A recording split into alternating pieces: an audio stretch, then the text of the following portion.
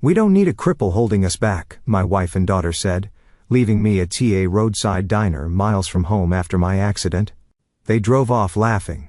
They took my wallet, phone, everything. The kind waitress let me make one call.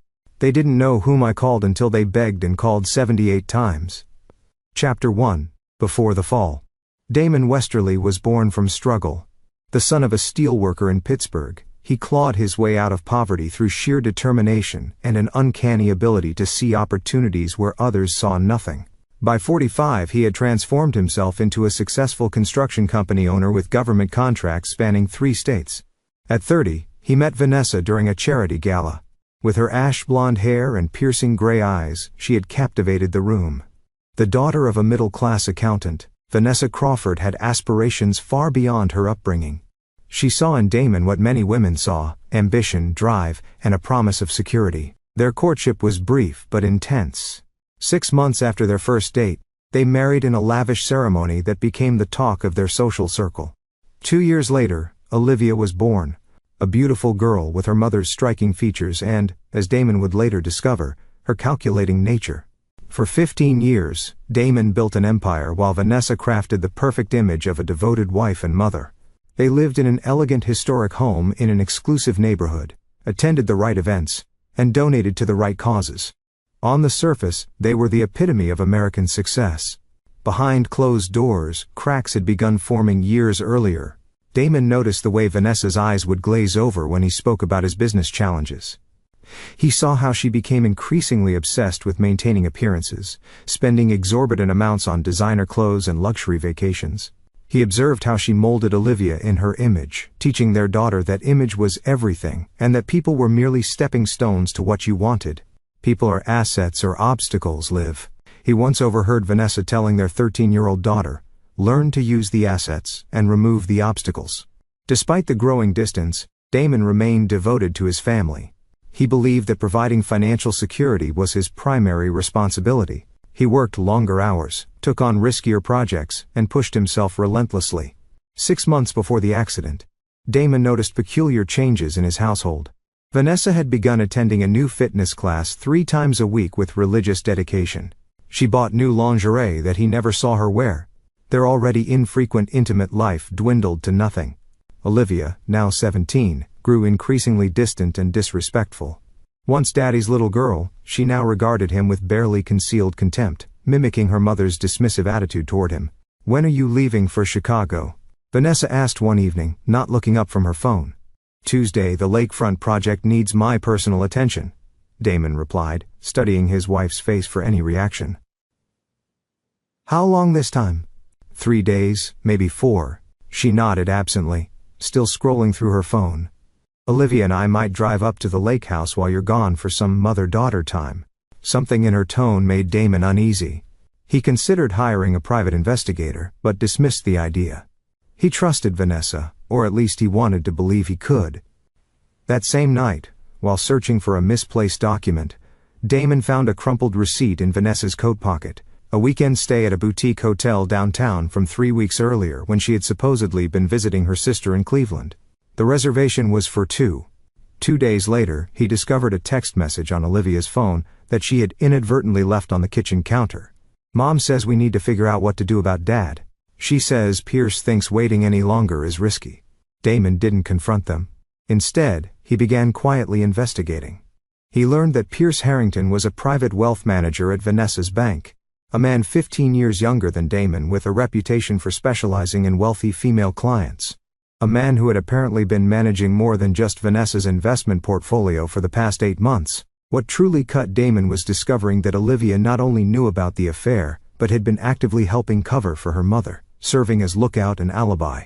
As the Chicago trip approached, Damon realized he needed to make a decision. Divorce seemed inevitable, but he wanted to understand the full scope of the betrayal first. He decided to confront Vanessa after returning from Chicago, once he had figured out how to protect himself legally. What Damon couldn't know was that Chicago would change everything, just not in the way anyone expected. Chapter 2. The Accident. The lakefront project in Chicago was Damon's most ambitious venture yet, a mixed-use development that would transform a neglected section of industrial waterfront into luxury condominiums, upscale retail, and public green spaces. The project had faced numerous regulatory hurdles, but Damon had finally secured the necessary permits. This trip was meant to finalize details with investors and the construction team. Rain lashed against the windows of the conference room as Damon concluded his presentation to the investment group. Outside, Lake Michigan churned angrily under dark skies. "Gentlemen, I believe we've covered everything," Damon said, collecting his documents. "Construction begins next month." Bradford Klein, the lead investor, extended his hand. "Westerly, you've pulled off a miracle here. Not many could have navigated those zoning issues. That's why you hired me," Damon replied with a confident smile. "I'll see you at the groundbreaking." Thunder cracked overhead as Damon exited the building. He checked his phone. 3 missed calls from Vanessa and a text. "Call me ASAP. Important." He ignored it. Whatever game she was playing could wait. He had just secured his company's future for the next 5 years. The rain intensified as Damon drove his rental car toward his hotel. Distracted by thoughts of Vanessa's betrayal, he failed to notice the semi-truck hydroplaning until it was too late. The massive vehicle slammed into the driver's side of his car, sending it spinning across 3 lanes of traffic before crashing into the concrete barrier. Damon remembered fragments, shattering glass, crushing metal, searing pain, then darkness. He woke 3 days later in Northwestern Memorial Hospital. The damage was extensive. A shattered left femur, fractured pelvis, 3 broken ribs, punctured lung, and a concussion. The doctors told him recovery would be long and arduous. Physical therapy might restore most functionality, but he would likely walk with a permanent limp and experience chronic pain. Vanessa arrived the following day, her face a practiced mask of concern. Olivia trailed behind, visibly uncomfortable. "Oh, Damon." Vanessa's voice carried the right notes of worry, but her eyes remained cold. "The doctors say you will need extensive rehabilitation. I've been researching facilities." What Vanessa didn't mention was that she'd spent hours on the phone with peers discussing how this development affected their plans. The accident had accelerated their timeline. Over the next week, as Damon drifted in and out of consciousness through a haze of pain medication, Vanessa was busy. She contacted their lawyer, gained temporary power of attorney, and began exploring options for Damon's care, all while systematically transferring funds from their joint accounts to private ones she had established months earlier. By the time Damon was lucid enough to understand his circumstances, Vanessa had already arranged for his discharge and temporary placement in a rehabilitation facility outside their hometown. "It's for the best," she insisted. "You need specialized care, and I need to manage things at home." Damon, still disoriented from medication and trauma, acquiesced. He didn't yet have the strength to confront her betrayal. The day of his discharge, Vanessa and Olivia arrived with a small suitcase of clothes and essentials. The atmosphere was tense as a nurse wheeled Damon to Vanessa's SUV. He required assistance to stand, and a brief transfer from wheelchair to vehicle left him sweating and trembling from exertion. "I can't believe how helpless you are," Olivia muttered, not quite under her breath. Vanessa shot her daughter a warning glance, but there was no real reproach in it. As they drove, Damon noticed they weren't heading toward the interstate that would take them to the rehabilitation center. Instead, they were traveling deeper into rural Illinois. "Where are we going?" he asked, fighting through pain medication fog. "We need to make a quick stop," Vanessa replied, exchanging a look with Olivia in the rearview mirror. "I need coffee for the drive." Damon's instincts, dulled by trauma and drugs, but still functioning, told him something was very wrong. He remained silent, conserving energy and clearing his mind as best he could. They were about to make their move, and he needed to be ready. Chapter 3. Abandoned. They pulled into a roadside diner called May's Place just after noon. The establishment sat isolated among cornfields, the nearest town visible only as a distant cluster of buildings on the horizon.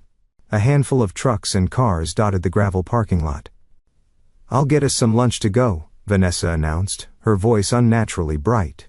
"Olivia, help your father inside. He should use the restroom before a long drive."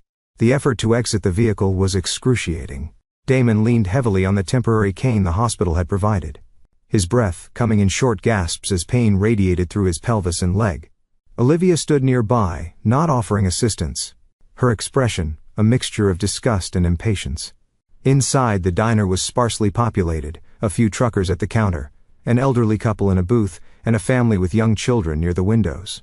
Damon lowered himself carefully into a booth, while Olivia stood awkwardly beside him. "I'll get Mom," she said, turning toward the door. Wait, Damon called, his voice stronger than it had been in days. Sit down, Olivia. Perhaps it was the unfamiliar authority in his tone, but she hesitated, then slid into the seat across from him. How long has your mother been sleeping with Pierce Harrington? He asked quietly. Color drained from Olivia's face. I don't know what you're talking about. Don't lie to me. Not now. His eyes, clear despite the Medicat ion, bored into hers. You've been helping her hide it. Olivia's shock quickly transformed into defiance. So what if I have? You were never there anyway. Always working. Always gone. I was building a future for us. She laughed. A harsh sound too bitter for 17-year-old. No. You were building a future for yourself, Mom, and I were just accessories. Vanessa approached the table, having overheard the last exchange. Her practiced smile evaporated. Well, this is unfortunate timing, she said, placing her purse on the table. We had planned to have this conversation somewhere more private. What conversation? Damon asked, though he already knew. Vanessa slid into the booth beside Olivia, creating a united front against him. This isn't working, Damon. It hasn't been for years. I met someone who appreciates me, who sees me as more than just a pretty wife at company functions. Pierce Harrington. Damon's voice was flat. Vanessa didn't bother denying it. Pierce understands me. We connect intellectually, emotionally. She paused physically in ways you and I never did. And you decided that while I was recovering from near-fatal injuries was the perfect time to tell me. Actually, Vanessa's voice hardened. We've decided it's over. Pierce and I are starting a new life together. Olivia will be coming with me, of course. Of course, Damon echoed. A strange calm settling over him. And what's your plan for me? Mother and daughter exchanged glances. Olivia spoke first. Her young face twisted with cruelty. Learned from her mother. We don't need a cripple holding us back, she said, the words striking like physical blows. You're useless now. You'll never be the same. Pierce says your company will probably fail with you in this condition. Damon stared at his daughter, barely recognizing the child he had once adored. And, you're okay with this? With abandoning your father? You're not my real father anyway, Olivia spat. The revelation hit Damon like another car crash. He turned to Vanessa, who shrugged. Did you really think she was yours? Look at her, Damon. She looks nothing like you. I was already pregnant when we met. I needed stability, a good provider. You were convenient. The pieces fell in a place. Why Vanessa had pushed for marriage so quickly. Why Olivia had always felt somewhat distant despite his efforts. 17 years of lies. Vanessa stood abruptly. We need to go. Pierce is waiting. You're just gonna leave me here? Damon asked, his voice eerily calm despite the storm raging inside him. Your wallet and phone are in your bag, Vanessa said, already moving toward the door. There's enough cash for a cap. Figure it out, Damon. You were always good at solving problems. As they walked away, Olivia turned back with a smirk. Bye, Dad. Don't call us. We'll call you. We're not. They left laughing together as they climbed into the SUV. Through the window, Damon watched them open his suitcase, remove his wallet and phone, then toss the bag onto the gravel before driving away. The waitress, a woman in her 50s with kind eyes and a name tag reading May, approached his table. She had witnessed enough to understand what had happened. Honey, are you all right? She asked, concern evident in her weathered face. Not particularly, Damon replied with surprising steadiness. My wife and daughter just abandoned me here. They took my wallet, phone, everything. May's expression darkened. Some people ain't worth the air they breathe. Let me get you some coffee, and make a call for you. Thank you, but I don't know who to call. I don't know anyone in this area. May studied him for a moment. You can use our phone. One call. Make it count. As May walked away, Damon sat perfectly still, the magnitude of the betrayal washing over him. 15 years of marriage. 17 years raising a child that wasn't his. His entire life had been built on lies. Most men would break under such revelations, but something different was happening within Damon Westerly. The pain and shock were transforming, crystallizing into something harder and colder. By the time May returned with the diner's cordless phone, his eyes had changed, the warmth replaced by steely resolve. Here you go, honey. One call. Make it a good one, May said, placing the phone before him. Damon stared at it momentarily, then dialed a number from memory. After 3 rings, a gruff voice answered. Sullivan. Ray, it's Damon Westerly. I need your help. A pause. Damon? Christ. I heard about the accident. You okay? No. Damon replied truthfully. I'm in trouble. I need extraction and resources like Sarajevo. Another pause. Longer this time. That bad? Worse. Location? Damon looked to May. What's the address here? She told him, and he relayed it to Ray. For hours, Ray replied. Hold tight. The call ended. Damon handed the phone back to May. Thank you. Your friend coming to get you? She asked. Yes. He'll be here in a few hours. May nodded. Satisfied. Good. Coffee's on the house. You need anything else, you just holler. As May walked away, Damon's phone rang from the pocket of Vanessa's discarded purse, which she had left behind in her haste. Reaching for it, he saw Vanessa's name on the caller ID. He ignored it. Over the next hour, the phone rang repeatedly, 78 times in all. With each call, Damon's resolve strengthened. They had made their choice. Now he would make his. For hours later, a black SUV pulled into the diner's parking lot. Two men in dark suits emerged. Ray Sullivan and another man Damon recognized as Mike Brenner. They entered the diner, immediately spotting Damon. Ray, a barrel-chested former Special Forces operator with close-cropped gray hair, approached the table. Damn, you look like hell. Feel worse, Damon admitted. The car's ready.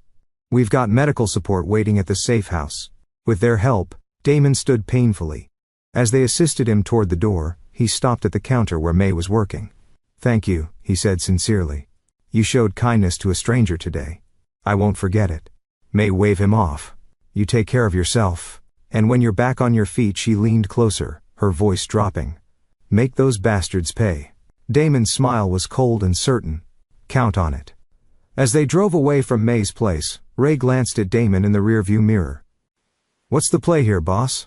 Damon stared out the window at the passing landscape. His face hardened into a mask of determination. First, we heal, then we plan, then we destroy them, all of them. Sounds personal, Mike commented from the passenger seat. It is, Damon confirmed, his voice devoid of emotion. They thought they were dealing with the man I was. They're about to discover the man I've become. The SUV continued north, carrying Damon westerly toward a future very different from the one he had imagined, one in which mercy had no place. Chapter 4, Recovery in Revelation. The safe house was a secluded cabin nestled in northern Michigan's dense forest, accessible only by a winding dirt road that disappeared among towering pines. For 3 months, this isolated retreat became Damon's sanctuary and crucible. Ray Sullivan had prepared well. A retired military doctor named Carson arrived the day after Damon, bringing medical equipment and a physical therapy regimen that made hospital rehabilitation look like a spa treatment. The program was brutal but effective, designed for wounded operators who needed to return to the field quickly. This will hurt worse than the accident, Dr. Carson warned on the first day, his weathered face betraying no sympathy. But pain is information. Learn from it. Don't fear it. Damon embraced the pain while his body slowly rebuilt itself. He focused on gathering information. Ray had assembled a small team, former military and intelligence professionals who had once worked with Damon during his little-known past. Before building his construction empire, Damon had served in military intelligence, then later as a private contractor specializing in problem-solving for government agencies that needed plausible deniability. It was during this period that he had saved Ray's life in Sarajevo, creating a debt that Ray had always promised to repay. Your wife's been busy, Mike reported 2 weeks into Damon's recovery, laying photographs on the kitchen table. She reported you missing 3 days after dropping you at the diner. Claimed you left the rehabilitation center against medical advice and disappeared. Convenient, Damon murmured, examining the photos of Vanessa speaking tearfully to police officers. Very. She's playing the worried wife masterfully. Even offered a $50,000 reward for information. Using my money, no doubt. Mike nodded. She gained full access to your accounts through the power of attorney you signed in the hospital. She's drained about $3 million so far. Would have been more, but your business accounts require secondary authorization. Lloyd wouldn't have signed off on those transfers, Damon said, referring to his longtime CFO and friend. He knows all financial decisions go through him if I'm incapacitated. Smart precaution. But your wife tried an end run. Claimed Lloyd was obstructing access to needed funds during a family crisis. Mike slid another photo across the table. Pierce Harrington, in a restaurant with a man Damon recognized as Judge Wilson from the county court. They're seeking a court order to remove Lloyd and install Harrington as interim financial advisor to your company. Rage flashed across Damon's face before he controlled it. Judge Wilson was a guest at my fundraiser last year. He sat at my table, drank my scotch, and promised support for the children's hospital I funded. Loyalty is cheap these days, Ray commented, entering with coffee mugs. But, we've got more. Tell him about the daughter, Mike. Mike hesitated. This might be difficult to hear. I already know she's not mine, Damon said flatly. What else? She's been romantically involved with Harrington's son, Trevor, for at least 6 months. She turned 18 last week, and moved into Trevor's apartment the same day. This revelation hit harder than Damon had expected. Despite learning Olivia wasn't his biological daughter, 17 years of raising her had created genuine attachments. The knowledge that she had been part of the conspiracy, sleeping with the son of her mother's lover while helping destroy the man who had raised her, cut deeply. And there's more, Mike continued reluctantly. Vanessa is pregnant. For months along, according to medical records we accessed, Harrington's the father. Damon absorbed this final betrayal in silence, his face unreadable. The others exchanged concerned glances, uncertain how he would react. When he finally spoke, his voice was calm, controlled. Show me everything you have on Harrington. I want to know who he is, who he answers to, every account he manages, every client he serves, every secret he keeps. Over the following weeks, as Damon progressed from Walker to Kane, the team compiled an extensive dossier on Pierce Harrington. The picture that emerged was illuminating. Harrington wasn't merely an ambitious wealth manager. He was a calculated predator with a pattern of seducing wealthy female clients, manipulating them into lucrative financial arrangements, then discarding them. Vanessa was simply his latest target, perhaps his most ambitious one. Through her, he aimed to gain control of Damon's construction company and its substantial government contracts. He's done this before, Damon observed, reviewing the files.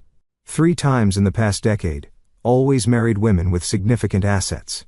Yes, but never at this scale, Ray confirmed. Your company represents a much bigger prize than his previous conquests. By the 6th week of recovery, Damon could walk unassisted for short periods. The chronic pain remained, but he had learned to function through it, even use it. The constant reminder of betrayal fueling his resolve. During physical therapy one morning, Dr. Carson observed, "Your recovery rate is remarkable. Most patients with your injuries would still be in a wheelchair." "Most patients aren't motivated by revenge," Damon replied, completing another punishing set of exercises.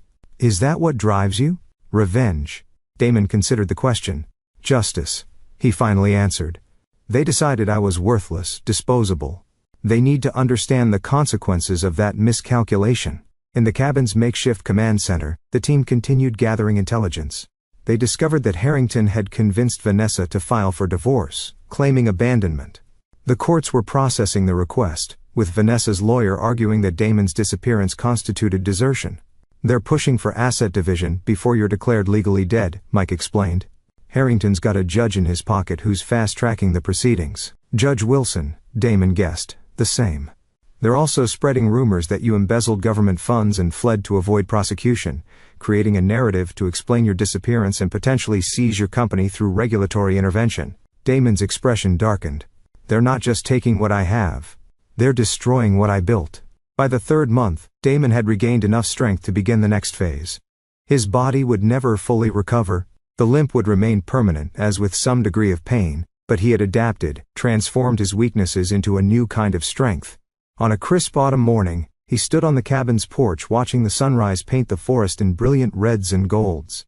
Ray joined him, offering a steaming mug of coffee. "Team's ready," Ray said simply. "What's the objective?" Damon sipped his coffee, his eyes fixed on horizon. "Not destruction, annihilation. I want them to lose everything, not just money and status, but their sense of security, their belief in their own cleverness. I want them to know what it feels like to be discarded. And after, I rebuild. Something new, something better." Ray nodded, understanding. "Phase 1 begins when you give a word." Damon turned to his old friend, his eyes cold with purpose. "The word is given. Let's return from the dead." Chapter 5. Assets and Alliances. Damon's return to civilization was carefully orchestrated. Rather than announcing his survival publicly, he moved with surgical precision, reconnecting with key allies while remaining officially missing. His first meeting took place in the private room of an upscale Chicago restaurant. Lloyd Mercer, Westerly Construction's CFO and Damon's right-hand man for over a decade, nearly dropped his drink when Damon walked in. "Jesus Christ," Lloyd whispered, staring as if seeing a ghost. "We thought you were dead." "That was the general idea," Damon replied, easing into the chair across from him. "Sorry for the theatrics, but I needed time." After ensuring they wouldn't be disturbed, Damon recounted everything: the accident, Vanessa's betrayal, and the subsequent months of recovery. Lloyd listened in stunned silence, his expression shifting from shock to rage. "That conniving bitch," he finally spat. "She's been terrorizing the office for months, demanding access to everything. When I refused, she sicked her lawyers on me. They're trying to force me out." "I know. You did well holding them off." Lloyd ran a hand through his thinning hair. "It wasn't just loyalty, Damon. Something about Harrington didn't add up. I had our security team run a background check after their second visit, and his credentials are impeccable on the surface, but there are inconsistencies. Previous positions that can't be verified, references who don't seem to exist beyond paper trails. He's manufactured Damon. Someone created Pierce Harrington." This new information aligned with what Damon's team had begun to suspect. Harrington wasn't merely a financial predator. He was possibly something more dangerous, a professional con man with connections and resources. "I need your help, Lloyd," Damon said, sliding a thumb drive across the table. "This contains new corporate documents establishing a shadow board. As far as the public record shows, you're still fighting Vanessa for control. But in reality, these new entities will begin acquiring our most valuable assets through a series of shell companies." Lloyd pocketed the drive, stripping the company before they can take it, preserving what matters: the government contracts, the equipment, the key personnel. When Vanessa and Harrington finally gain control, they'll find themselves holding an empty shell. What about the employees? Protected. The new entities will rehire everyone through subsidiary contracts. No one loses their job unless they choose Vanessa's side. Lloyd nodded, impressed by the thoroughness of the plan. "And what's my official position if asked about your whereabouts?" "Concerned, cooperative, but ultimately in the dark. Make them believe you're fighting a losing battle." Their meeting concluded with Lloyd pledging his complete support. "Whatever you need, whenever you need it. Just say the word." Damon's next alliance proved more challenging to secure. District Attorney Catherine Reynolds had built her career on an uncompromising stance against corruption and fraud. She was also one of the few public officials who had consistently refused Damon's campaign contributions over the years, preferring to maintain her independence. They met at her home on a Sunday afternoon, a meeting arranged through mutual connections that didn't appear on any official calendar. "Mr. Westerly," she greeted him at the door, her expression revealing neither surprise nor warmth. "Interesting to meet someone who's supposedly missing. Thank you for agreeing to see me, Miss Reynolds." She led him to a modest study lined with law books. "I'm listening, but my time is limited." "Make your case." Damon laid out the evidence his team had compiled on Pierce Harrington. The pattern of financial predation, the multiple identities, the connections to offshore accounts linked to several financial fraud investigations. "He's not just after my wife and company," Damon concluded. "He's positioning himself to gain control of government contracts worth hundreds of millions. Contracts that, if mismanaged, could compromise critical infrastructure projects." Reynolds studied the documents, her sharp eyes missing nothing. "Why come to me? Why not the FBI or SEC?" "Because you can't be bought," Damon answered honestly. "And because you understand that justice sometimes requires patience and strategy, not just enforcement." "What exactly are you asking for?" "Not interference, just awareness. When the time comes, and it will, I want you to be ready to move on Harrington based on evidence, not on whatever narrative he constructs." Reynolds closed the file, her expression thoughtful. "I don't condone vigilante justice, Mr. Westerly. I'm not asking you to. I'm providing information about potential financial crimes that fall within your jurisdiction. What you do with that information is entirely your prerogative." After a long moment she nodded. "I'll keep this on my radar. But understand this, if you break the law in your pursuit of justice, I won't hesitate to prosecute you as well." I would expect nothing less. As Damon built his coalition of allies, Ray and Mike worked on infiltrating Harrington's operation. Mike, leveraging his background in corporate espionage, secured a position in the bank's security department. Ray focused on Harrington's personal life, establishing surveillance on his residence, office, and regular haunts. Their efforts yielded valuable intelligence. Harrington maintained a separate apartment where he conducted business away from Vanessa's knowledge. He had regular meetings with men identified as having connections to organized crime in Boston and Philadelphia. Most importantly, they discovered he was preparing to move substantial funds offshore once the court granted him control of Damon's assets. "He's planning to gut your company and disappear," Ray reported during their weekly briefing at a secure location. "Vanessa's just another mark to him. Once he has what he wants, he'll discard her like the others." "Does she suspect anything?" Damon asked. "No. She's completely committed to the fantasy he's selling. Marriage, family, social prominence. She believes they're building a future together." Damon absorbed this information without visible emotion. "And Olivia?" Mike hesitated before answering. "She's fully integrated into Harrington's world. Trevor has her wrapped around his finger. She's been helping them access your personal files, providing passwords and information about your private accounts. The daughter helping to destroy the father," Damon murmured. How biblical. By the end of the 4th month, Damon had assembled his resources. Loyal employees positioned throughout his corporate structure, legal allies prepared to act when needed, and a comprehensive understanding of his opponent's strengths and vulnerabilities. The final piece came from an unexpected source. May, the waitress from the roadside diner, had not forgotten Damon. Through her own initiative, she had gathered information about Vanessa and Harrington's visits to the small town near the diner, a location they apparently used for clandestine meetings before Damon's accident. "They came through every few weeks," May explained during a phone call Ray had arranged. "Always flashing money around, treating everyone like servants." They didn't realize that in small towns people notice everything. May collected statements from hotel staff, restaurant servers and local shopkeepers, all documenting Vanessa and Harrington's presence and behavior over the previous year. This timeline proved their affair had begun much earlier than Damon had initially believed, strengthening his legal position regarding asset division. "Why are you helping me?" Damon asked her. "Because I recognize the look of someone who's been betrayed by those they trusted most," May answered simply. "And because some wrongs need to be righted." With his network established and resources secured, Damon convened his inner circle for the final planning session.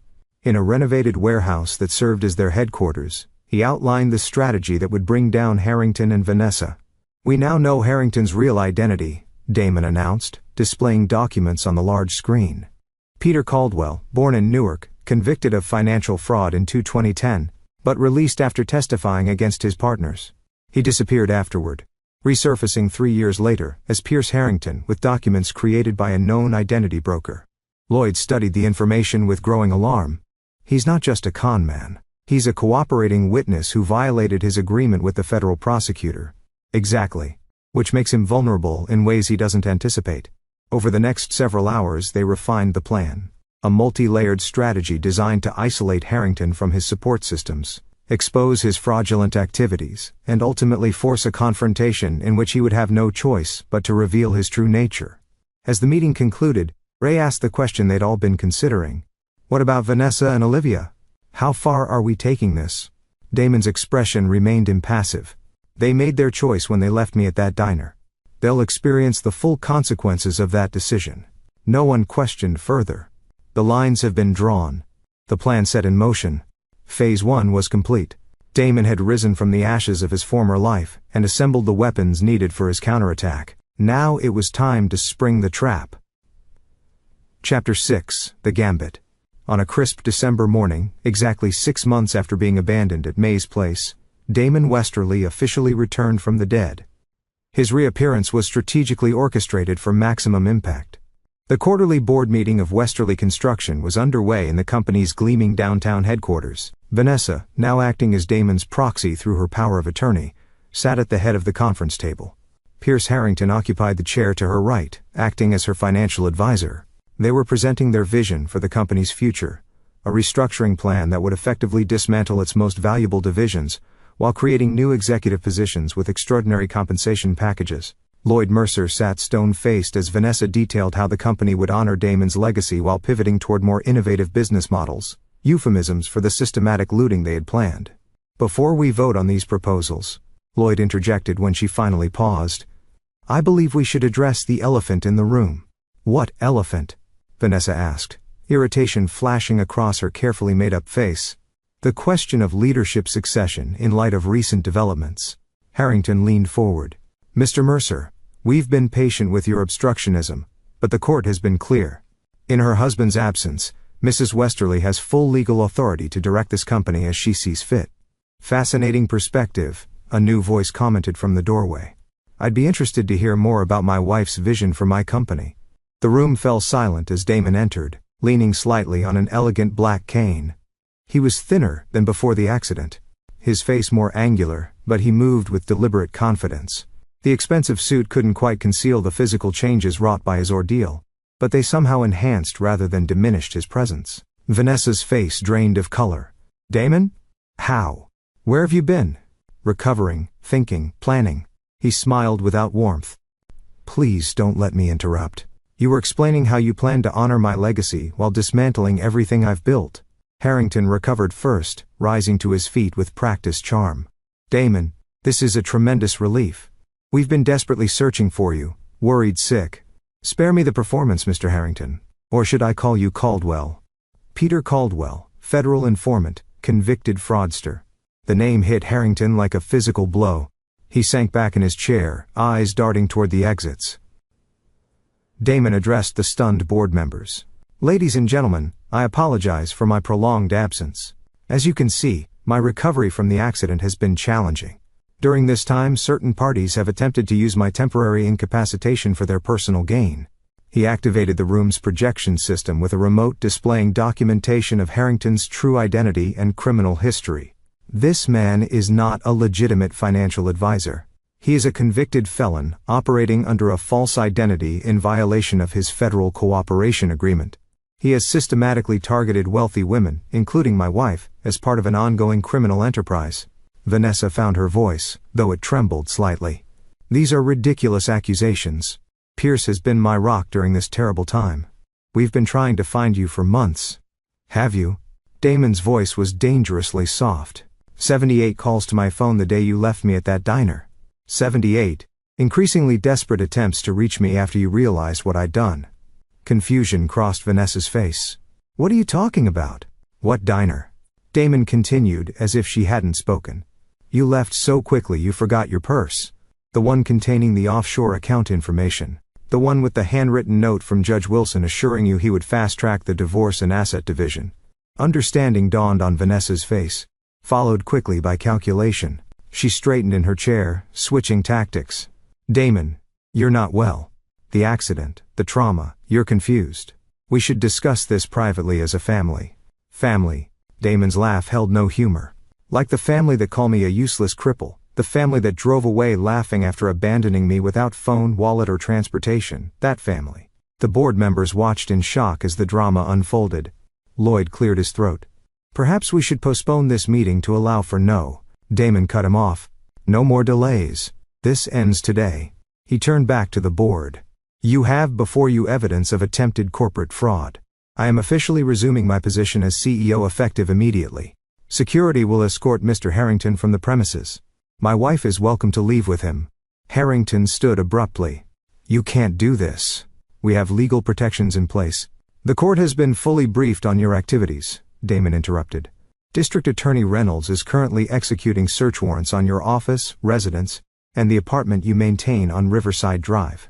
The one my wife doesn't know about. Vanessa's head snapped toward Harrington. What apartment? Pierce. Ignoring her, Harrington addressed Damon directly. His charm replaced by cold calculation. Whatever you think you know, you can't prove intent. I'm a financial advisor doing my job. Your wife sought my professional help during a difficult time. Is that the story you're going with? Damon asked mildly. He activated the projection system again. This time displaying text messages between Harrington and Trevor discussing their long game with Vanessa and Olivia. The messages explicitly outline their plan to gain control of Damon's assets, including references to the convenient accident that facilitated their timeline. Harrington's composure cracked. Those are private communications. You had no right. Speaking of communication, Damon continued relentlessly, Olivia sends her regrets. She won't be joining us today. She's currently being interviewed by federal agents regarding her role in accessing secured company servers. Trevor is similarly engaged. The color drained from Harrington's face. You're bluffing. In response, Damon played a video clip on the projection screen. Surveillance footage showing federal agents escorting Trevor and a visibly distraught Olivia from Trevor's apartment building. This is happening concurrently across the city, Damon informed the room. Mr. Harrington's network is being dismantled as we speak. His offshore accounts have been frozen. His false identity has been reported to the federal authorities who granted him witness protection. Protection he violated by resuming criminal activities. Vanessa, finally grasping the magnitude of what was unfolding, turned on Harrington. What is he talking about? What have you done? Harrington's response was immediate and brutal. Self-preservation overriding any pretense of affection. This is absurd. Vanessa approached me. She orchestrated everything. She told me her husband was abusive, controlling. She begged for my help in escaping him. That's a lot, Vanessa cried. You pursued me. You said we were soulmates. Soulmates, Harrington scoffed. You were a target, a means to an end, just like the others. Others, Vanessa whispered. Enough. Damon interrupted their deteriorating exchange. Security will escort you both out. Mr. Harrington, federal agents are waiting in the lobby. Vanessa, you're free to leave, though I suggest consulting a lawyer immediately.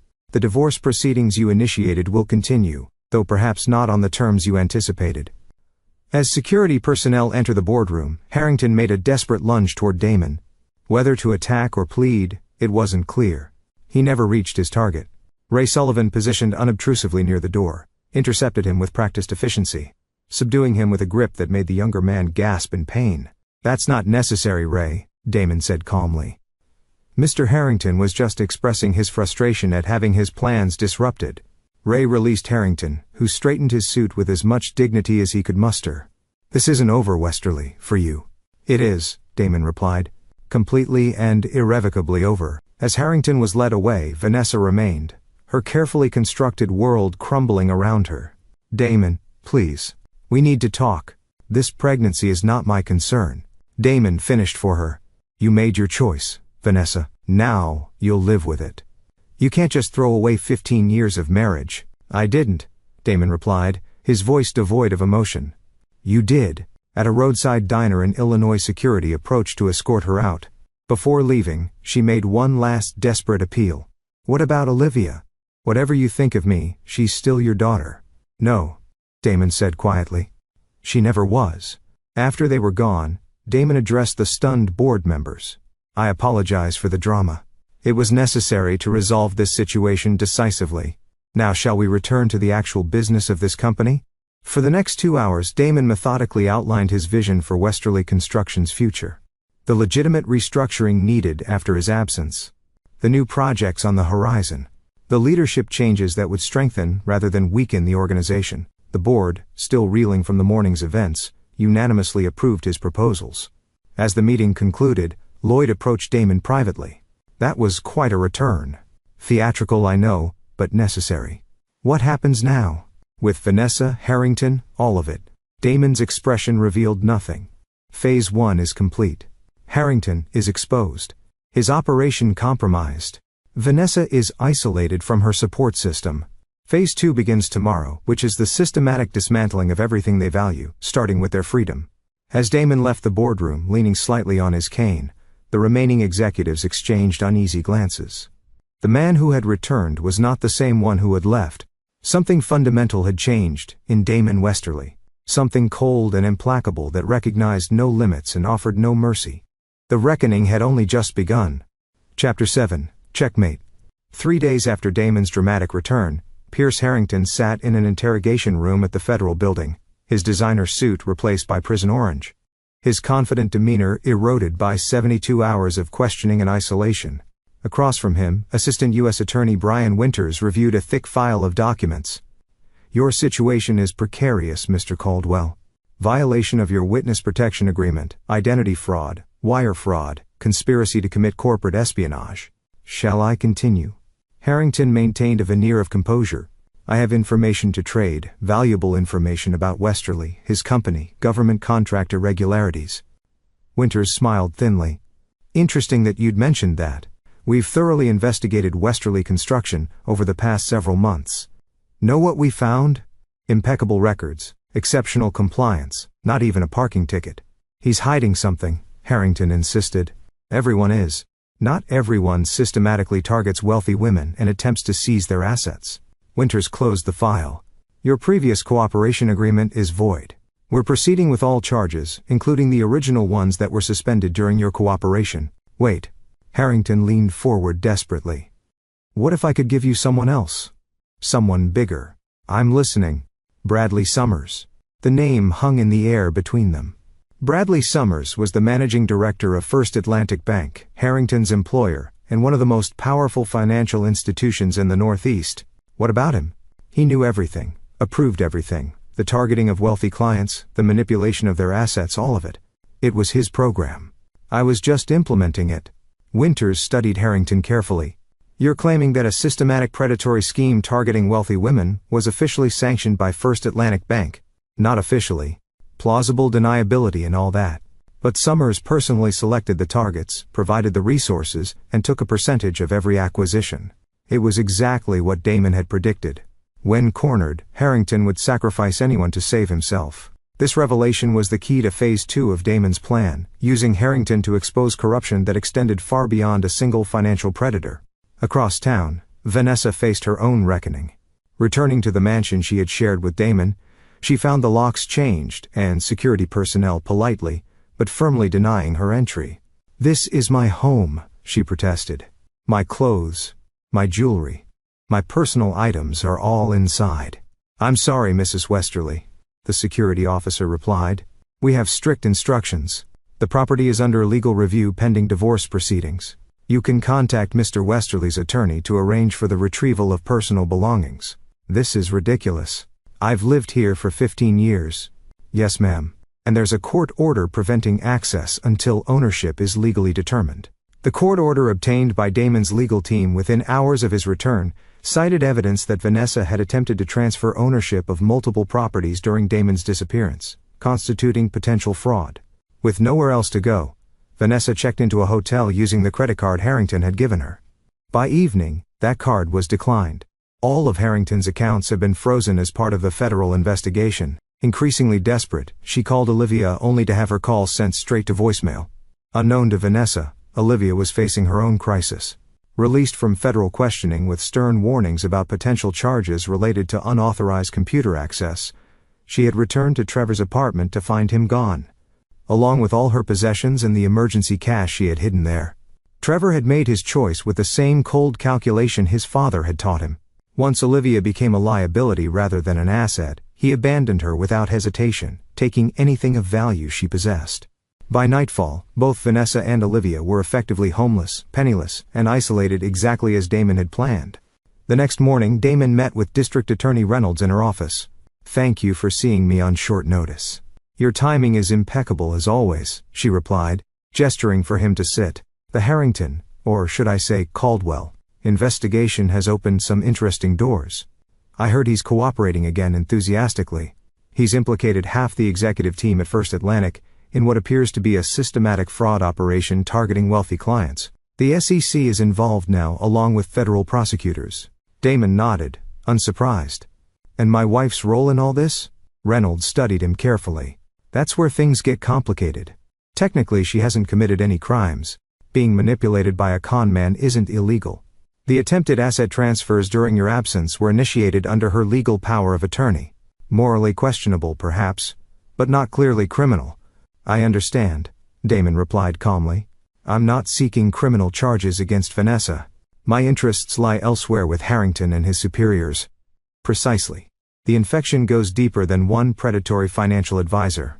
First Atlantic has been running this operation for years, targeting vulnerable wealthy individuals, particularly women, and systematically stripping them of assets." Reynolds leaned back in her chair. "You didn't come here to be updated on an investigation you clearly know more about than I do. What do you want, Mr. Westerly?" "A favor. When you move on First Atlantic, I want to be there." "That's highly irregular. So is a bank running a systematic fraud operation targeting specific demographics? I can help identify additional victims, connect patterns that might otherwise be missed." Reynolds considered his request. "I can't have civilians involved in law enforcement operations. Not asking to kick in doors. Just to be present when you interview Bradley Summers as a consultant on financial fraud patterns." After a long moment, Reynolds nodded. "I'll arrange it, but you observe only." "Understood." "Perfectly. 2 days later, Damon sat silently in an adjacent observation room as Reynolds and federal agents questioned Bradley Summers about First Atlantic's special client initiative. On the surface, Summers maintained composure, denying any knowledge of Harrington's activities. But as evidence mounted, internal emails, transferred files, recorded conversations provided by Harrington, his facade began to crack. The breaking point came when Reynolds presented a recorded conversation between Summers and Harrington discussing Vanessa specifically, referring to her as a premium acquisition target due to Damon's assets, and her psychological vulnerability to flattery and attention. "She's perfect," Summers could be heard saying on the recording. "Vain, insecure despite the wealth. Desperate for validation. Classic profile. How soon can you move her into position?" Watching through the one-way glass, Damon felt no satisfaction at this confirmation of what he already knew, that Vanessa had been deliberately targeted, manipulated by experts who recognized and exploited her weaknesses. It changed nothing about her choices or actions, but it did expand the scope of his vengeance beyond the immediate players. By the end of the week, First Atlantic Bank was under full regulatory investigation. 11 executives, including Summers, faced criminal charges. The bank's stock plummeted as news of the scandal broke, triggering a financial crisis that rippled through related institutions. Damon watched it unfold from his office where Lloyd had just delivered the latest update. First Atlantic's collapse is triggering regulatory reviews at 3 other major banks, Lloyd reported. They're finding similar patterns: systematic targeting of wealthy individuals through personal relationships, staged romances, manufactured investment opportunities, and industry-wide cancer, Damon observed, that you've exposed. The financial press is calling the biggest consumer fraud scandal since Madoff. Damon's expression remained impassive. In Harrington, singing like a canary.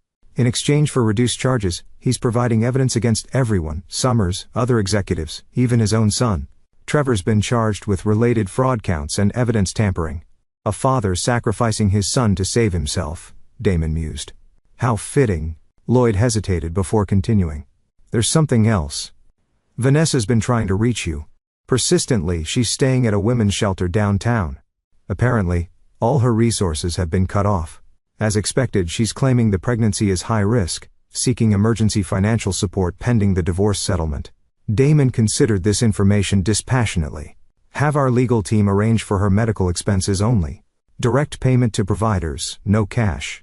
And inform her that any further communication must go through the attorneys.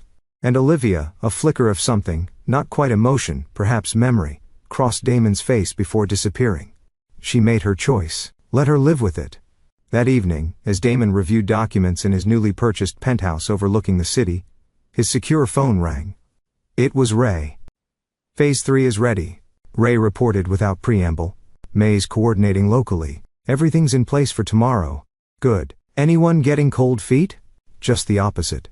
The victims Harrington left behind, they're eager to participate. 5 women whose lives he destroyed. They want closure. Damon nodded, though Ray couldn't see it. Confirm with May. We move at noon. The final phase of Damon's plan was perhaps the most elegant and the most devastating. Having systematically stripped Harrington, Vanessa, and their accomplices of financial resources, social standing and freedom, he now moved to deprive them of the last thing they valued, their narratives. The following day, 5 women gathered in a hotel conference room near the federal building. Each had been victimized by Harrington during his predatory career. Each had lost assets, reputation, and in some cases family relationships due to his manipulations. Each had been contacted by May, who had spent months tracking them down through records and social media. May herself presided over the gathering. Her waitress uniform replaced by a business-like pantsuit. Ladies, thank you for coming. You all know why you're here. Today you'll meet with federal prosecutors to share your experiences with Peter Caldwell, aka Pierce Harrington. Your testimony will ensure he never hurts anyone else. One woman raised her hand hesitantly. Will we have to see him? I don't think I can face him. No direct confrontation, May assured her. Just recorded statements that become part of the case file. Mr. Westerly has arranged legal representation for each of you at no cost. On cue, Damon entered the room, leaning on his cane. The women fell silent, some recognizing him from news coverage of the unfolding scandal. I won't take much of your time, he addressed them. I simply wanted to thank you personally for your courage. Like you, my family was targeted by this man. Like you, I watched as someone I trusted was manipulated and turned against me. He paused, surveying the room. But unlike Harrington's previous victims, I had resources and knowledge to fight back. Today, you're not just helping build a case against one man.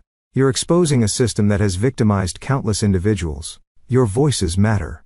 Your experiences matter. The sincerity in Damon's voice moved several women to tears. One stood and approached him.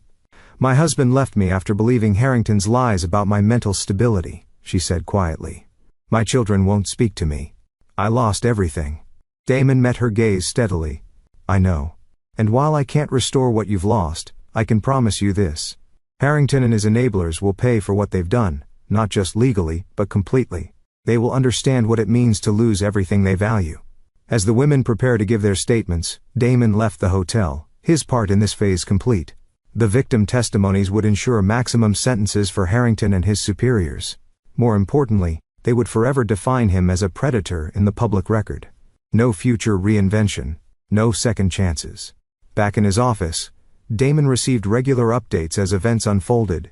Harrington's cooperation agreement collapsed when prosecutors discovered he was still withholding information. Trevor, following his father's example, attempted to trade information for leniency, further implicating both Harrington and Summers in additional schemes. The final piece fell into place when Vanessa, desperate and isolated, approached prosecutors offering to testify about conversations she had overheard between Harrington and his associates. Her statement, while limited in scope, provided collaborative evidence for specific fraud charges. By day's end, the case against First Atlantic's leadership was solidified. The scandal had expanded to include regulatory investigations of 3 additional financial institutions. And Damon Westerly, once left for dead at a roadside diner, had orchestrated one of the most comprehensive takedowns in financial history. That evening he sat alone in his penthouse watching the city lights below. The phone call he had been expecting finally came. "It's done," Ray reported. Harrington's plea deal collapsed. He's facing 25 to 30 years. Summers and 3 other executives took deals. They'll testify against the remaining holdouts. Trevor's looking at 5 to 10 for his role. And the women's testimonies entered into evidence. Harrington tried to have them excluded, but the judge denied the motion. Their statements are now part of the permanent record. Damon nodded, satisfied. "And our other matters?" "Vanessa's divorce filing is proceeding. Given the circumstances, her claims on your assets have been significantly reduced. The prenuptial agreement you had is being enforced despite her challenges. She'll receive the minimum settlement required by law, enough to live on, but not in the manner she's accustomed to." "The pregnancy?" "Confirmed legitimate. Due in 5 months." Damon absorbed this information without visible reaction. "And Olivia?" Ray hesitated. "She's struggling." Trevor cleaned her out before disappearing. "She's been staying with friends, looking for work. No contact with Vanessa. Keep monitoring both situations. No direct intervention." "Understood. Anything else?" Damon considered the question. "Yes. Arrange a meeting with May for tomorrow. I have a proposition for her." The call ended, leaving Damon alone with his thoughts. The plan he had set in motion months ago had executed perfectly. Harrington and his network were destroyed. Vanessa and Olivia were experiencing the consequences of their betrayal. Justice, by his definition, had been served. Yet as he gazed out at the city skyline, Damon felt no triumph, no satisfaction, only a cold certainty that what he had done was necessary. The man abandoned at that roadside diner had died that day. The man who emerged was something else entirely. Someone who recognized betrayal as the only unforgivable sin and extracted its full price without hesitation or remorse. Tomorrow would bring new challenges, new opportunities. For now, Damon Westerly stood alone at the pinnacle he had reclaimed, master once again of all he surveyed, and utterly beyond the reach of mercy or regret. Chapter 8: Consequences. Spring arrived, painting the city with tentative color after the long winter. In a modest apartment across town, Vanessa Westerly, though she still used the name despite the nearly finalized divorce, attempted to assemble a crib she had purchased second-hand. At 7 months pregnant, the physical exertion left her breathless and frustrated. The apartment was a stark contrast to the mansion she had once presided over, a 1-bedroom unit in a working-class neighborhood furnished with items from discount stores and thrift shops. Gone were the designer clothes, luxury vehicles, and social invitations. What remained was the growing reality of a life she had never envisioned for herself. The buzzer sounded startling her. Through the intercom, she heard a familiar voice. "It's Olivia. Can I come up?" Vanessa buzzed her in, hastily attempting to make the apartment more presentable. They hadn't spoken in nearly 2 months, their relationship fractured by mutual blame and recrimination. Olivia entered cautiously, looking thinner and older than her 18 years. Gone was the confident, entitled young woman who had once mocked her father's disability. This Olivia moved with the wariness of someone who had learned harsh lessons about trust and consequence. "I brought these," she said, holding up a bag of baby clothes. "Found them at a church donation center. They're not fancy, but they're clean." "Thank you," Vanessa replied, accepting the offering. An awkward silence fell between them. Olivia surveyed the half-assembled crib. "Need help with that?" "Please." They worked together quietly, mother and daughter finding temporary common ground in the practical task. When the crib was finally assembled, they sat on Vanessa's worn sofa, the weight of unspoken words hanging between them. "Have you heard from him?" Olivia finally asked. Vanessa didn't need to ask which him she meant. Only through lawyers. "The divorce will be final next month. I'm getting the legal minimum enough for basic support for a few years. Then I'm on my own. And the baby, he's acknowledged paternity, but waived all parental rights. He'll pay child support as legally required, nothing more." Olivia nodded, unsurprised. "That's more than he's done for me. You're not his biological child, Liv. You never were. I know that now. But I was raised as his daughter for 17 years. That should count for something." Bitterness tinged her voice. "Instead, he's erased me completely. No contact, no support, nothing." Vanessa sighed, resting a hand on her swollen belly. "We did this to ourselves, Olivia. We chose Peter, whatever his name was. We betrayed Damon in every possible way. Did you really expect forgiveness?" "Not forgiveness." Just Olivia struggled to articulate what she wanted. Recognition that I exist. That those years happened. They did happen.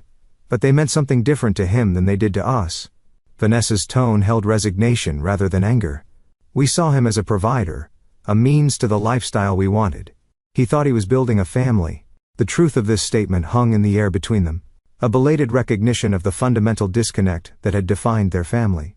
Across the city, Damon concluded a board meeting at Westerly Construction headquarters. The company had not merely survived the turmoil of the past year. It had thrived. With Damon's return and the strategic restructuring he had implemented, their government contracts had expanded, and new private sector opportunities had emerged. As the executives filed out, Lloyd remained behind. "The first Atlantic trial dates have been set. Prosecutors want to confirm your availability to testify." "I'll be there," Damon replied, organizing documents into his briefcase. "Any other updates?" Lloyd hesitated. "Personal matter. Vanessa's obstetrician contacted our legal department. There are complications with the pregnancy. Nothing life-threatening, but requiring additional monitoring. Insurance questions." Damon's expression revealed nothing. "Ensure all medical expenses are covered as outlined in the settlement agreement. No restrictions on necessary care." "Understood." And Lloyd paused, choosing his words carefully. "There's been a development with Olivia. She's applied to State University for the fall semester, seeking financial aid and student loans since she's no longer eligible for the college fund you established."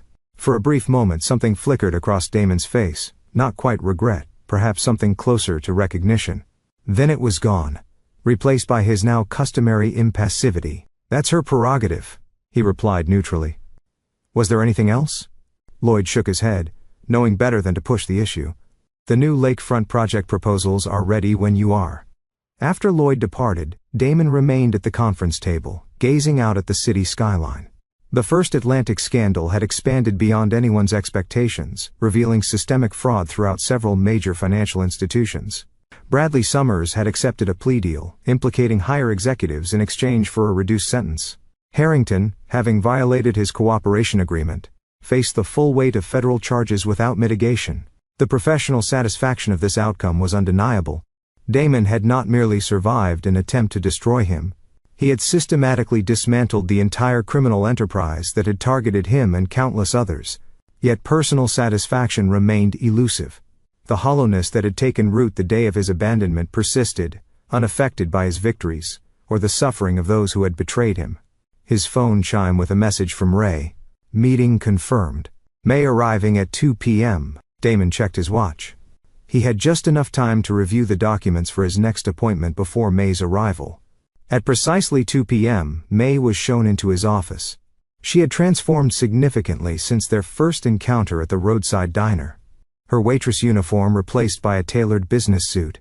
Her formerly tired expression now reflecting confidence and purpose. "Mr. Westerly," she greeted him, extending her hand. "Or should I just call you Damon now that I'm officially on your payroll?" "Damon is fine," he replied, gesturing for her to sit. "How is the program progressing?" The program was Damon's newest initiative, a foundation established to support victims of financial predators like Harrington. May, with her natural empathy and newfound administrative skills, had proven the perfect director for the operation. "We've identified 23 additional victims across 5 states," she reported, providing legal support to 12 who are pursuing civil damages. "The support groups are growing weekly. Women who lost everything are finding their voices again." Damon nodded, satisfied. "And the educational outreach, expanding. We've developed materials identifying warning signs of financial predation. 3 regional banks have adopted our training modules for their staff. It's making a difference." There was pride in May's voice. The pride of someone who had found meaningful purpose after years of routine work. Damon had recognized her potential that first day at the diner, seeing in her not just kindness, but intelligence and determination that circumstances had never allowed her to fully express. "I have something new for you to consider," Damon said, sliding a folder across the desk.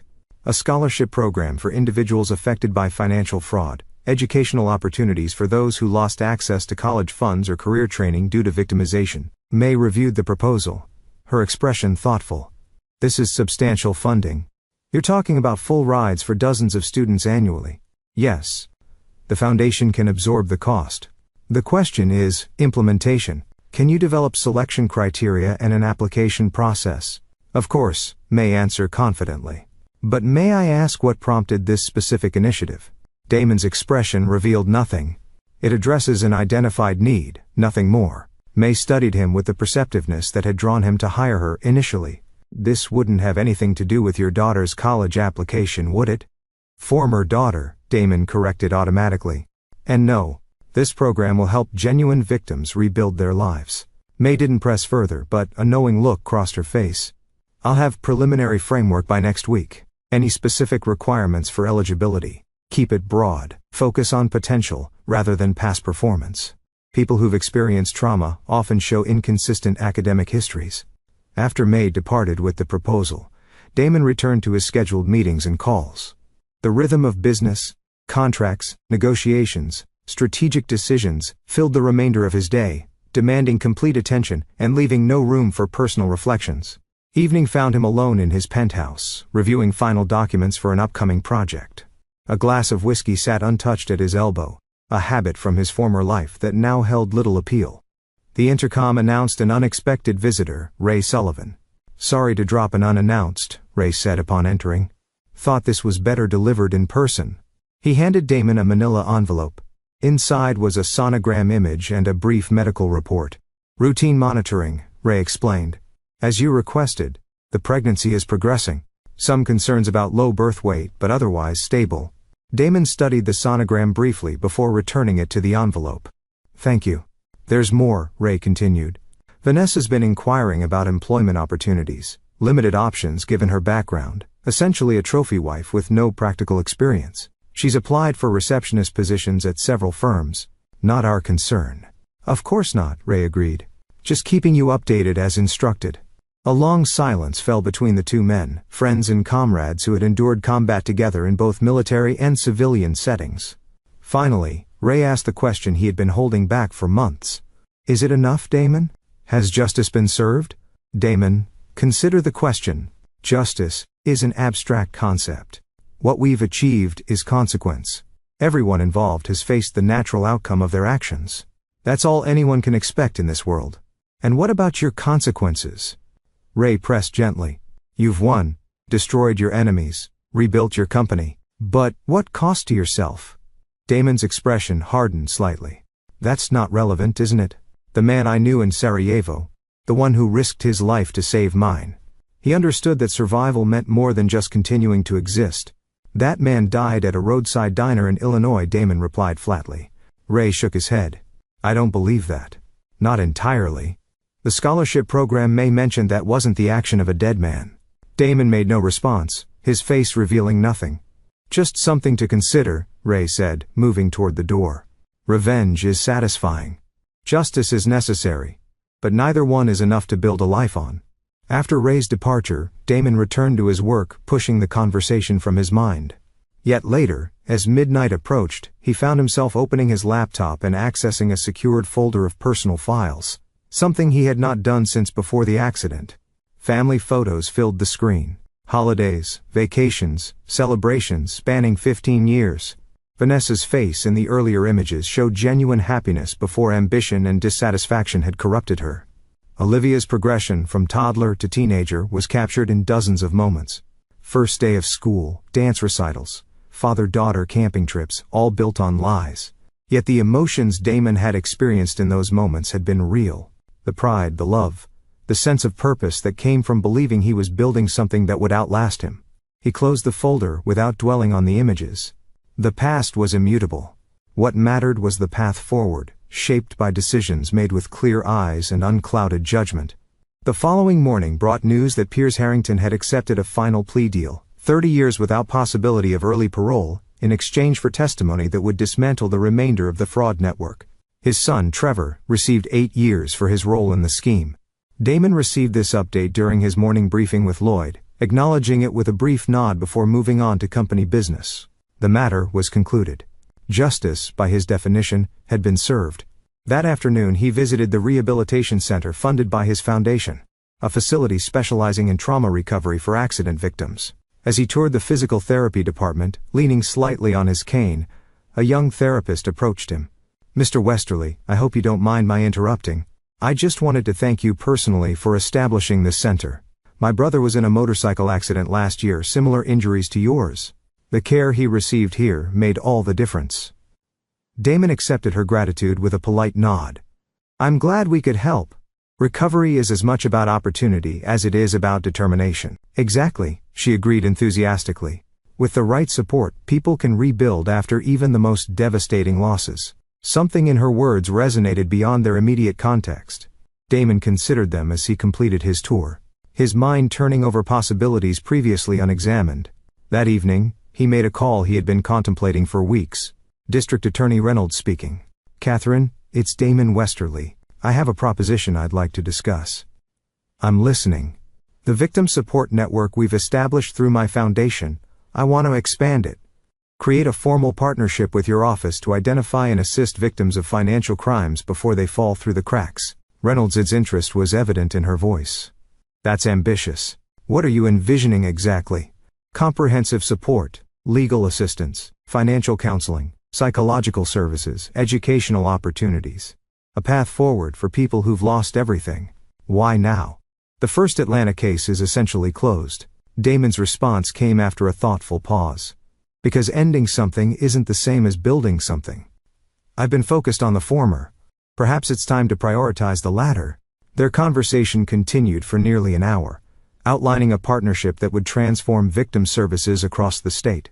By the call's conclusion, the framework for a new initiative had taken shape, one that would extend far beyond Damon's personal vendetta against those who had betrayed him.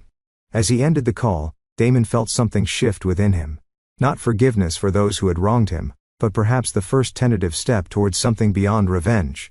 A recognition that destroying what had hurt him was only half the equation. Building something meaningful from the aftermath might be the greater challenge, and ultimately, the more significant victory. The man who had been abandoned at May's place would never return. That version of Damon Westerly was indeed gone forever. But perhaps from those ashes, something new could emerge, something harder and colder. Yes, but also wiser and more purposeful than before. Not healing exactly, but evolution. Chapter 9. Genesis. 1 year to the day after Damon's abandonment at May's place, a series of events unfolded across the city, each bearing his invisible signature. At State University, the registrar processed a scholarship award for Olivia Crawford, her legal name since the divorce having abandoned the Westerly surname. The funding came through the Phoenix Foundation, a nonprofit organization supporting individuals impacted by financial fraud. The scholarship covered full tuition, housing, and a modest living stipend.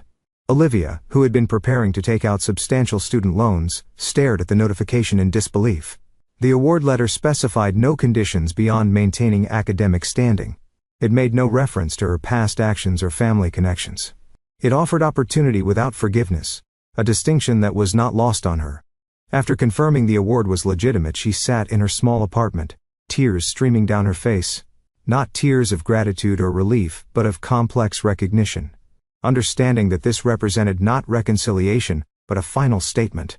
A door simultaneously opened and permanently closed. Across town, Vanessa received a certified letter from an unknown law firm. Inside was a deed to a modest 3-bedroom house in a respectable neighborhood, along with documentation transferring ownership into a trust established for her infant son Michael. A separate notice informed her of a position as an administrative assistant at a property management company. A job for which she had not applied, but which matched the limited skills on her recently created resume. The letter contained no personal message, no signature beyond the attorney's. Yet Vanessa understood its meaning as clearly as if Damon had spoken directly. Provision without pardon, responsibility without reconciliation. She held her 6-month-old son, studying his features, Harrington's eyes, her mouth. No trace of the man who had arranged this lifeline despite having every reason to wish them hardship. Michael would grow up with stability and opportunity despite the circumstances of his conception and the chaos of his early existence. Whether he would ever know the full story of the man who had ensured this outcome was a question for a distant future. At the federal courthouse, the final sentencing in the first Atlanta case concluded with Bradley Summers receiving 25 years for his role in orchestrating the fraud scheme. Damon attended the sentencing, watching impassively as the financial empire that had targeted him and countless others was officially dismantled. District Attorney Reynolds joined him as he exited the courthouse. "Congratulations.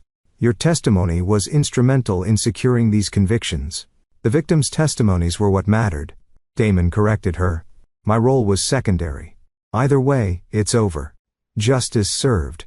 Damon nodded. Those expressions suggested more complex thoughts. One chapter ends. Others begin. "Speaking of which," Reynolds continued, "the governor's office contacted me about your victim support initiative. They're interested in implementing it statewide, possibly as a model for national programs." "Good. May will coordinate with your office on the details." As they parted ways, Reynolds studied him with professional assessment. "You know, Westerly, when this all started, I thought you were just another wealthy man seeking personal vengeance. I was wrong. What you've built from this tragedy, it's genuinely changing lives."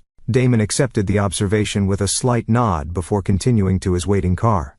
The final stop that day was one he had not planned, but felt increasingly necessary as the hours passed.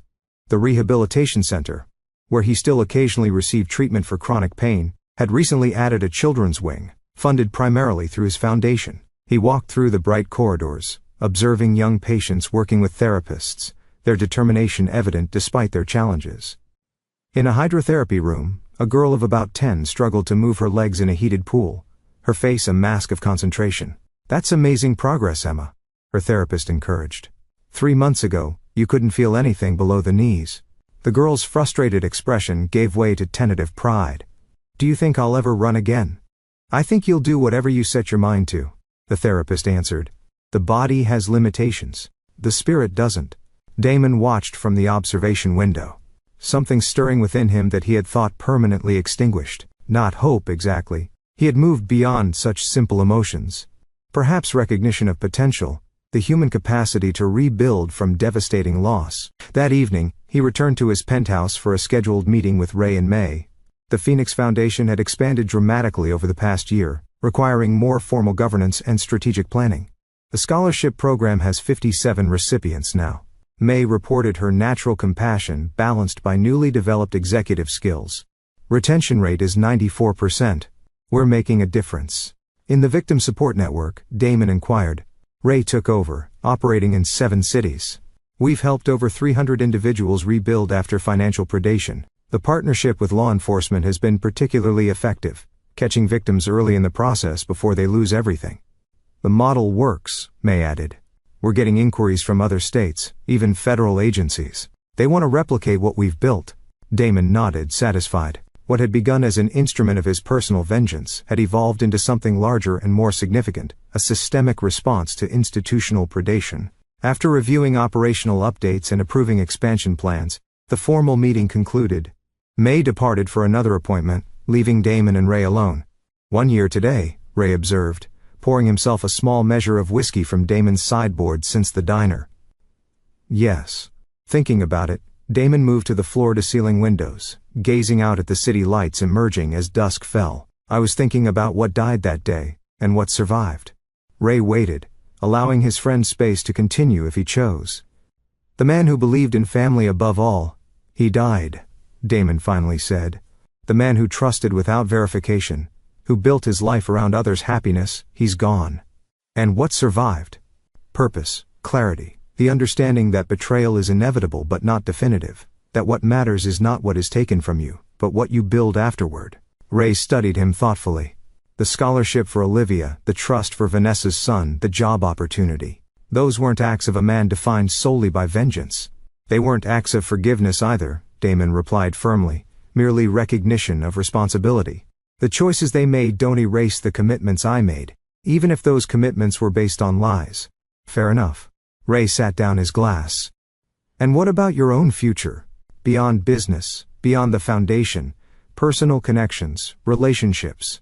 Damon's expression revealed nothing. Some bridges can't be rebuilt once burned. Some transformations are permanent, meaning I don't seek what I saw before.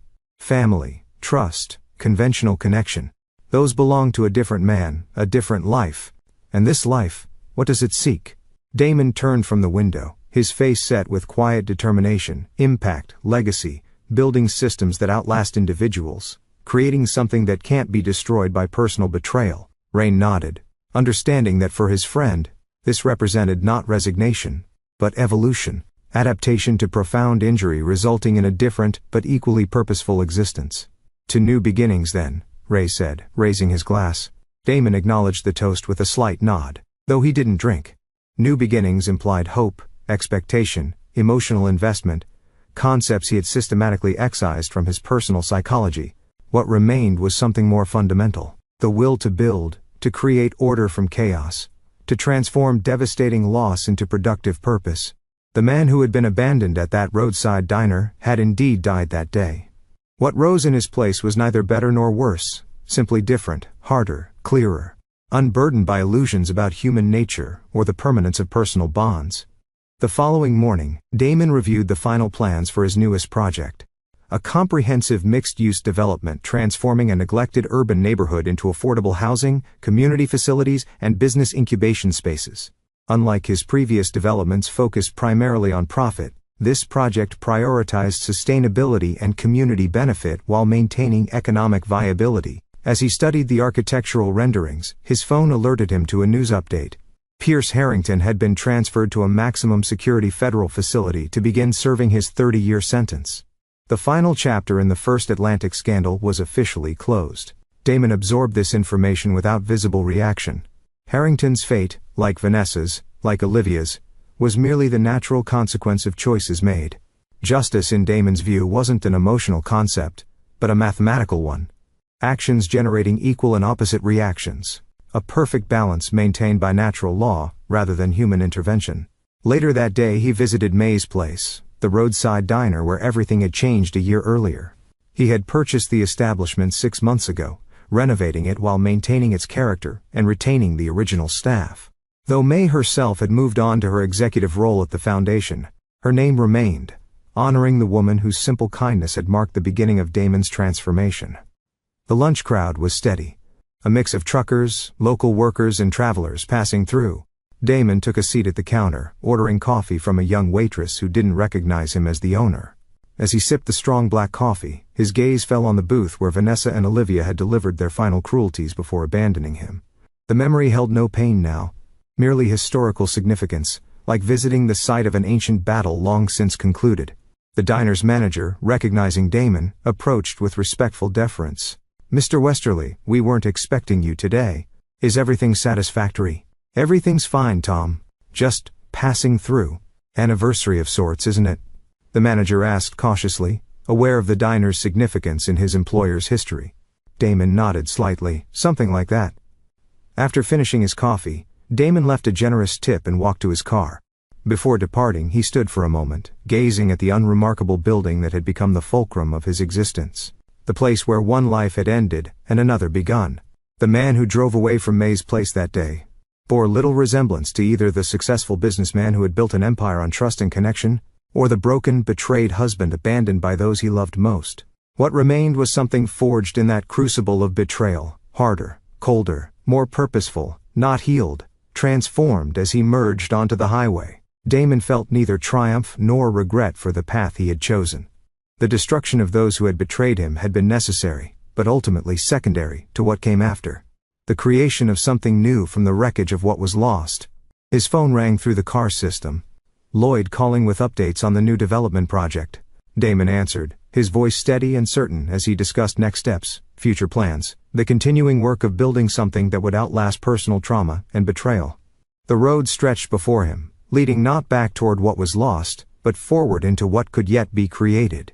Not a journey of recovery or redemption, but of genesis. The emergence of something entirely new from the ashes of what came before. A man who never forgave. A man who never forgot.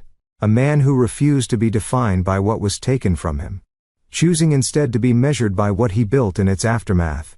A phoenix risen not to reclaim what was, but to create what had never been. And there you have it. Thanks for watching, take care, good luck.